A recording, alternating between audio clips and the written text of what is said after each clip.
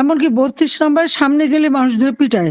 আপনারা কয়েকদিন আগে দেখেছেন সালমা বেগম একজন ভদ্রমহিলা গেছেন, তাকে সেই এনসিপির এক নেত্রী কিভাবে ভদ্রমহিলাকে পিটাচ্ছে।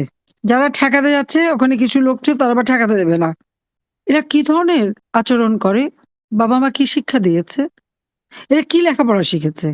এই যে ১৫ বছর ৭ মাস ক্ষমতা থেকে সকলকে লেখাপড়া, বিজ্ঞান ভিত্তিক লেখা, প্রযুক্তি শিক্ষা এত কিছু দিলাম, কিন্তু তারপর কি বেরোলো?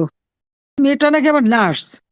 নার্স মানুষের সেবা করে, নার্স এইভাবে কোনো মানুষকে পিটাতে পারে, এটা তো ভাবাও যায় না। আমি সবাইকে একটা অনুরোধ করব, যারা এখানে শুনছেন, ওই মহিলাটিকে খুঁজে বের করেন তো, যে এরকম একজন ভদ্র মহিলাকে সে প্রকাশ্যে পিটালো কেন? ৩২ নম্বরে গেছে সেই জন্য। তাকে খুঁজে বের করতে হবে।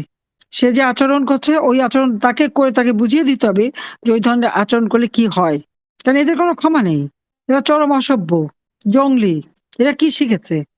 এদের মধ্যে নারীত্ব বলে, মাতৃত্ব বলে বা বোনের কিচ্ছু নেই এদের মধ্যে। এটা যে কি জিনিস আমি সেটা জানি না। আর্থসামাজিকভাবে উন্নতি করে দিয়েছি। কিন্তু আমি এই না যে এই ধরনের আচরণ করবে, একটা অভদ্র আচরণ করবে।